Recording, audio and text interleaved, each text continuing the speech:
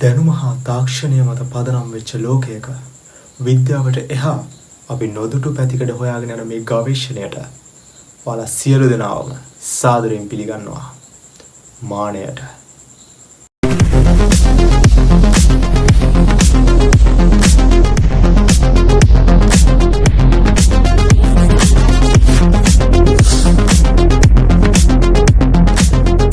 ඉතින් අද මානය පළවෙනි වීඩියෝ එකෙන් අපි කතා කරන්න බලාපොරොත්තු වෙන්නේ මේ දවස්වල ලෝකයේ වැදගත්ම මාතෘකාවක් වෙලා තියෙන ඉන්දු පාකිස්තාන අර්බුදය ගැන. සාමාන්‍යයෙන් ඉන්දු පාකිස්තාන අර්බුදය කියලා කිව්වොත් ඒක පුදුම වෙන්න දෙයක් නෑ. මොකද ඒගොල්ලන්ගේ දේශපාලන වශයෙන් වගේම ආර්ථිකමය වශයෙන් උත් ඒ රටවල් දෙක අතර යුද්ධයක් පැවතියා. ඒක සීතල යුද්ධයක් විදිහට තමයි මෙච්චර කල් පැවතුනේ. නමුත් මෑතකදී ඒක දරුණු යුද්ධ ගැටුම් බවට දැන් පරිවර්තනය වෙමින් වේගෙන යනවා. ඉතින් අපි ප්‍රාර්ථනා කරමු එහෙම වෙන්න එපා කියලා.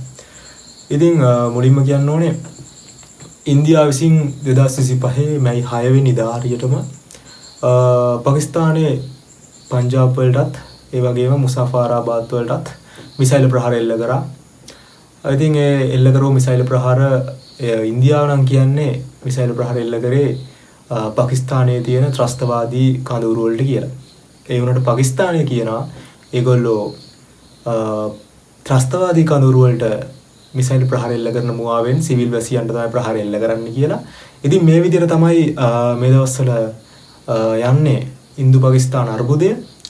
තව කිව්වොත් පාකිස්තානය නිකන් ඉන්නෙත් නැහැ. පාකිස්තානයත් ඉන්දීය ඩ්‍රෝන ප්‍රහාර ඒ වගේම ජෙට් යානා කිහිපයක්ම බිම හෙළූ බවට ඒගොල්ලෝ මේ වාර්තා කරලා තියෙනවා. ඒ වගේම ඉන්දියාව තව කියනවා ඒගොල්ලෝ ප්‍රහාර එල්ල කරේ හාෆිස් සයිඩ් වගේ පාකිස්තානයේ ක්‍රියාත්මක වන ගෝලීය ත්‍රස්තවාදය මර්ධනය කරන්නටලු ත්‍රස්තවාදීන්ගේ මරමස්ථාන වලටලු ප්‍රහාර එල්ල කරේ. ඉතින් කොහොම වුණත් ඒ ප්‍රහාර එල්ල කිරීම නිසා පාකිස්තානයේ ලාහෝර් නුවර ගුවන් තොටුපළ පවා පැය 48කට වසා දමන්න සිදු වෙලා තියෙනවා. මේ කතාව කොහොම වුණත් ඉතින් ඉන්දියාව සහ පාකිස්තානය 1947 ඉඳන් ඔය කාශ්මීර අර්බුදය නිසා 3 පාරක් යුද්ධ කරලා තියෙනවා.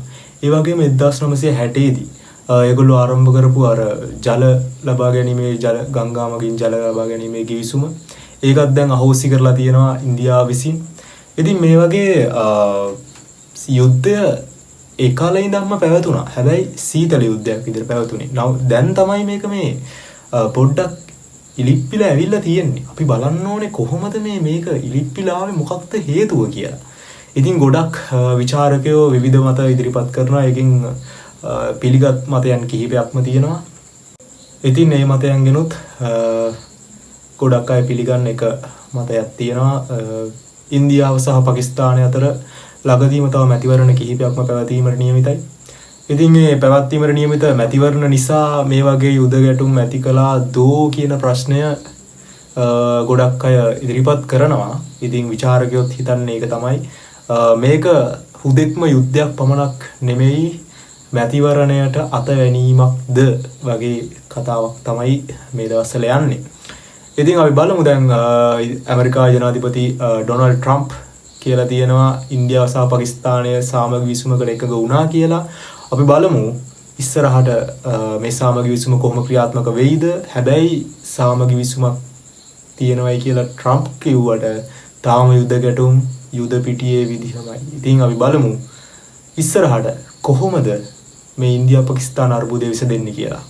අදට ඔබෙන් සමු ගන්නවා මේ මානය.